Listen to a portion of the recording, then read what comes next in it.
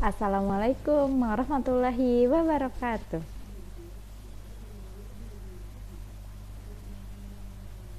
Apa kabar teman-teman? Semoga teman-teman di rumah selalu dalam keadaan sehat walafiat ya. Dan juga semoga teman-teman di rumah selalu dalam lindungan Allah Subhanahu wa taala. Alhamdulillah hari ini bertemu kembali bersama dengan Ustazah Amel di materi fikih. Sebelum kita mulai pembelajaran fikihnya, Ustazah Amel izin memimpin doa terlebih dahulu yuk, agar ilmu yang teman-teman dapatkan mendapatkan rahmatnya Allah Subhanahu wa taala. Ustazah Amel izin memimpin doa ya. Sikap berdoa, tangannya diangkat, kepalanya ditundukkan. Doa sebelum belajar. Bismillahirrahmanirrahim. Rabbi zidni ilman warzuqni fahman. Amin. Nah, tadi kita sudah berdoa, semoga Allah mudahkan teman-teman dalam memahami materinya ya. Selanjutnya, Ustazah Amel izin menyampaikan informasi terkait aturan pembelajaran di materi fikih. Yang pertama, aturannya adalah pastikan teman-teman fokus ketika mendengarkan video pembelajaran hingga tuntas. Yang kedua, pastikan teman-teman mengerjakan proyek yang sudah diberikan oleh Ustazah Amel. Dan yang ketiga atau yang terakhir, pastikan teman-teman bekerja tuntas. Ketika teman-teman sudah mendapatkan proyek, pastikan teman-teman kerjakan hingga tuntas, kemudian laporkan kepada Ustazah Amel. Selanjutnya, Ustazah Amel akan langsung lanjut saja ke materi inti kita di pembelajaran di materi fikih hari ini. Ustazah Amel izin menyampaikan materi yang sudah disampaikan di pekan kemarin atau melanjutkan materi yang sudah disampaikan di pekan kemarin. Kalau di pekan kemarin Ustazah Amel menjelaskan terkait istinja dan juga istijmar. Teman-teman juga sudah memahami apa perbedaan istinja dan juga istijmar. Nah, sekarang Ustazah Amel ingin menyampaikan terkait hal-hal yang harus dihindari ketika teman-teman buang air. Dalam adab-adab buang air ada hal-hal yang harus dihindari oleh teman-teman ketika teman-teman sedang membuang air. Nah, yang pertama yaitu adalah yang harus teman-teman hindari.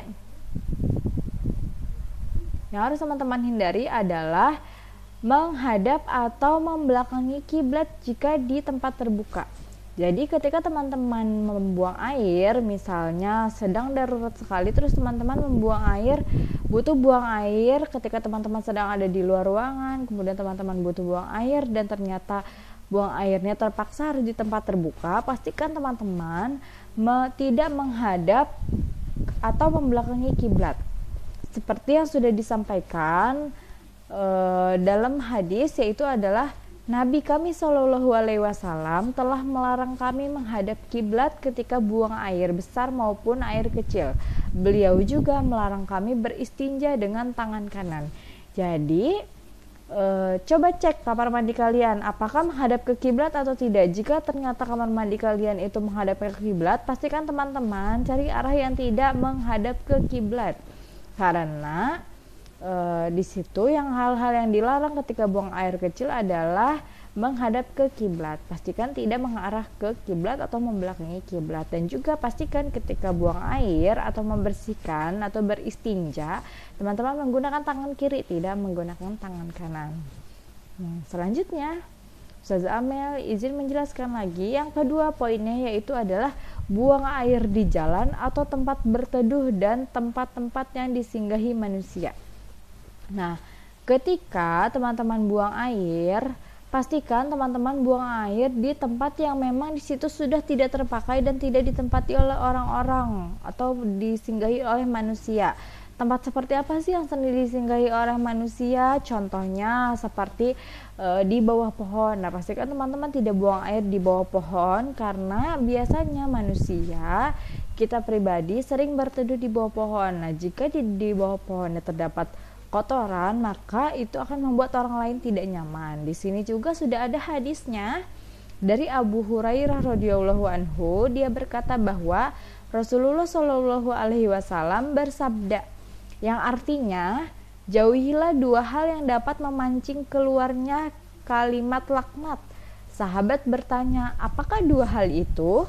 Kemudian beliau menjawab, buang air besar di tempat orang-orang berlalu lalang dan di tempat mereka berteduh. Hadis riwayat Muslim. Di situ jelas dijelaskan oleh hadis riwayat Muslim bahwa Rasulullah saja tidak mengizinkan kita untuk buang air besar di tempat orang-orang berlalu lalang dan tempat mereka berteduh, karena itu akan membuat orang lain tidak nyaman.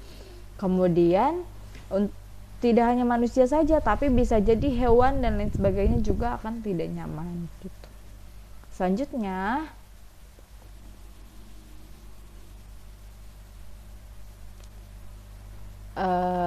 yang harus teman-teman hindari yang ketiga yaitu adalah buang air di air yang tidak mengalir.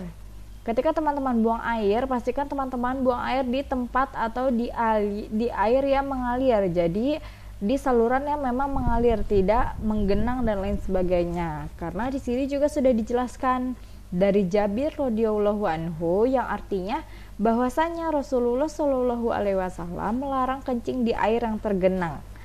Hadis riwayat Muslim. Di situ dijelaskan di hadis riwayat Muslim bahwa Rasulullah itu melarang kita untuk buang air, maupun buang air kecil atau buang air besar di air yang tergenang, karena ketika air tersebut tergenang dan tidak mengalir, maka najisnya akan tetap di situ, tidak teralirkan. Namun ketika kita buang air di tempat yang mengalir, maka najisnya pun akan mengalir. Itu. Jadi kita akan lebih nyaman ketika buang air. Itu adalah hal-hal yang harus teman-teman hindari ketika teman-teman membuang air. Selanjutnya, hal yang harus teman-teman hindari adalah membawa Al-Quran pada saat buang air. Nah, ketika teman-teman buang air, pastikan teman-teman cek. Misalnya teman-teman berada di toilet umum dan teman-teman membawa tas. Cek dulu tas teman-teman, apakah di dalam tas teman-teman itu terdapat Al-Quran atau tidak, karena di sini jelas dilarang bahwa membawa Al-Quran itu ketika buang air kecil itu dilarang. Jadi teman-teman pastikan tidak membawa Al-Quran ketika teman-teman masuk ke dalam toilet. Begitu. Itu tadi hal-hal yang harus teman-teman hindari ketika teman-teman membuang air. Kemudian Ustazah Amel izin melanjutkan, yaitu tadi hal-hal yang dilarang, sekarang adalah hal-hal yang dimakruhkan pada saat buang air. Apa saja sih hal-hal yang dimakruhkan ketika teman-teman membuang air? Nah, yang pertama adalah berbicara pada saat buang air besar. Mungkin ada beberapa teman-teman di sini yang belum paham bahwa ternyata ketika teman-teman sedang buang air besar itu kita tidak boleh berbicara. Di sini juga sudah ada dijelaskan di hadis yang artinya ada seseorang laki-laki yang lewat sedangkan Rasulullah Shallallahu alaihi wasallam sedang kencing. Lalu ia mengucap salam pada beliau, namun beliau tidak menjawab salamnya. Hadis riwayat Muslim. Kemudian yang kedua, ada juga dari hadis riwayat Abu Dawud yang artinya dua orang laki-laki tidaklah keluar lalu mendatangi kamar mandi atau WC dengan membuka auratnya sambil berbicara atau mengobrol, melainkan sungguh Allah Azza wa Jalla marah atas perbuatan tersebut. Jadi ketika kita buang air besar, pastikan kita tidak berbicara saat kita buang air, karena itu dilarang oleh Rasul dan juga Allah Azza wa Jalla akan marah terhadap perbuatan kita tersebut. Seperti juga yang di dalam medis, yang teman-teman tahu bahwa ketika kita berada di dalam kamar mandi itu terdapat banyak bakteri-bakteri yang menempel. Jadi ketika kita berbicara, maka kita akan mengeluarkan dan memasukkan udara ke dalam mulut kita. Nah, ketika udara tersebut terhirup ke dalam mulut kita, otomatis bakteri tersebut juga akan masuk ke dalam mulut kita. Maka dari itu kenapa Allah dan Rasulnya melarang kita untuk berbicara ketika buang air besar, karena banyak sekali bakteri yang terdapat di dalam kamar mandi atau di dalam WC ketika kita sedang buang air. Itu dia yang tadi dimakruhkan ketika teman-teman buang air besar. Selanjutnya yaitu yang dimakruhkan lagi yang kedua adalah membawa benda seperti cincin, kalung, jam tangan atau benda lainnya yang terdapat kalimat zikir. Hal ini sebagaimana diutarakan Imam Nawawi dalam kitabnya Al-Majmu' Syahr Al-Muhazzab, yang artinya hukum masalah ini ulama mazhab Syafi'i mensunahkan untuk tidak membawa sesuatu di dalamnya menyebut asma Allah ketika hendak menuju tempat buang hajat. akan tetapi tidak diwajibkan. Memang dimakruhkan itu bukan berarti dilarang sepenuhnya. Namun alangkah lebih baiknya tidak dilaksanakan karena banyak madorotnya. Contohnya seperti membawa benda seperti cincin, kalung yang terdapat kalimat-kalimat zikir. Di situ sudah ada contohnya di gambarnya seperti itu. Di cincin tersebut ada kalimat syahadatnya, sehingga tidak pantas ketika kalimat-kalimat Allah dibawa ke kamar mandi, karena kamar mandi adalah tempat kita membuang kotoran atau membuang air.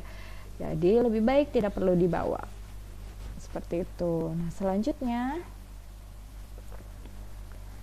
hal-hal yang disunahkan pada saat buang air. Nah, kalau tadi yang dimakruhkan, sekarang Ustazah Amel langsung melanjutkan ke hal-hal yang disunahkan ketika teman-teman membuang air. Nah, hal-hal yang disunahkan yaitu yang pertama, sunnah menjauhi pandangan manusia. Di sini dijelaskan di hadis riwayat Ibnu Majah dari Jabir bin Abdillah radhiyallahu anha, ia berkata, kami pernah keluar bersama Rasulullah Shallallahu Alaihi Wasallam ketika dalam perjalanan, lalu beliau tidak menunaikan hajatnya di tempat terbuka, tetapi beliau pergi ke tempat yang jauh sampai tidak tampak dan tidak terlihat. Jadi pastikan ketika memang sangat darurat, teman-teman butuh buang air namun tidak ada toilet umum dan lain sebagainya, teman-teman boleh buang air di tempat terbuka, namun pastikan jauhi pandangan manusia. Karena tubuh kita itu adalah aurat, kemaluan kita adalah aurat. Jadi sehingga teman-teman harus menjauhi pandangan manusia ketika memang harus darurat membuang air di tempat terbuka. Seperti itu. Selanjutnya, yang kedua yaitu adalah mendahulukan kaki kiri ketika masuk dan kaki kanan ketika keluar toilet.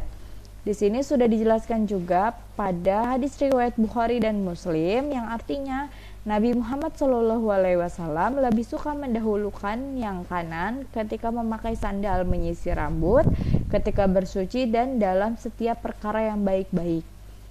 Sama halnya seperti kita makan, ketika kita makan pastikan menggunakan kanan. Namun ketika kita buang air itu kan adalah kita membuang kotoran yang ada dalam tubuh kita, membuang najis yang ada dalam tubuh kita.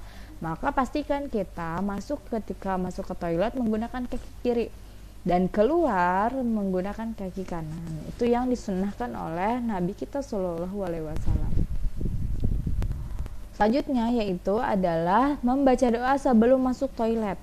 Teman-teman sudah terbiasa membaca doa sebelum masuk toilet. Di sekolah juga sering diingatkan bahwa ketika teman-teman mau masuk toilet, pastikan berdoa dulu. Bagaimana doa ketika mau masuk toilet? Yaitu adalah Allahumma inni a'udzubika minal hubusi wal khaba'is. Di situ artinya adalah ya Allah, aku berlindung padamu dari setan besar, laki-laki dan juga perempuan. Hadis riwayat Bukhari dan juga Muslim.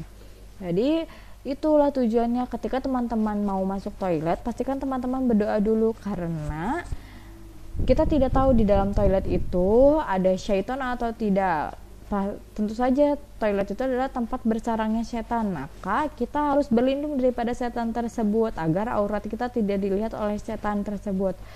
Nah, oleh karena itu teman-teman disunahkan untuk membaca doa sebelum masuk toilet agar terhindar dari pandangan setan besar laki-laki maupun perempuan.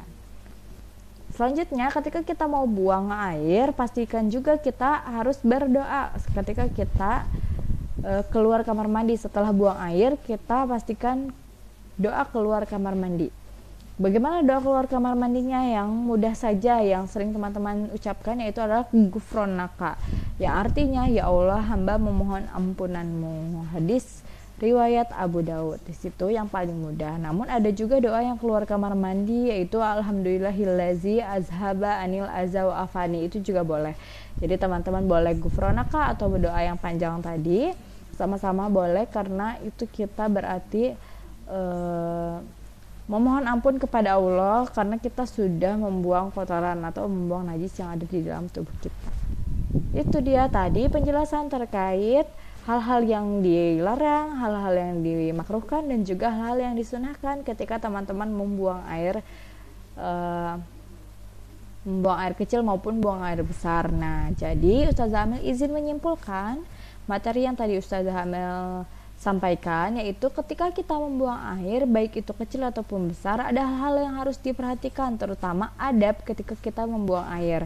Pertama, ada hal yang harus dihindari, kemudian ada hal yang dimakruhkan, dan juga ada hal yang disunahkan yang bisa teman-teman terapkan di dalam adab-adab ketika teman-teman buang air. Nah, teman-teman silakan nanti pelajari kembali, ulas kembali, dan praktekkan di kehidupan teman-teman sehari-hari adab apa saja yang disunahkan ketika teman-teman membuang air, dan pastikan hindari hal-hal yang memang dilarang oleh Allah dan juga Rasul kita. Kemudian tujuan dan manfaat kita mempelajari terkait adab-adab buang air ini apa sih sebetulnya? Yaitu yang pertama, untuk memahami adab buang air. Masih banyak orang yang belum memahami apa sih adab-adab buang air itu. Nah, alhamdulillah teman-teman bisa memahami sedikit demi sedikit terkait hal-hal yang harus dihindari, dimakruhkan, dan juga disunahkan terkait adab-adab buang air. Kemudian teman-teman mampu menerapkan hal-hal yang disunahkan dan menjauhi hal yang dilarang. Yang ketiga, pastinya meraih pahala dari hal kecil, dimulai dari adab buang air.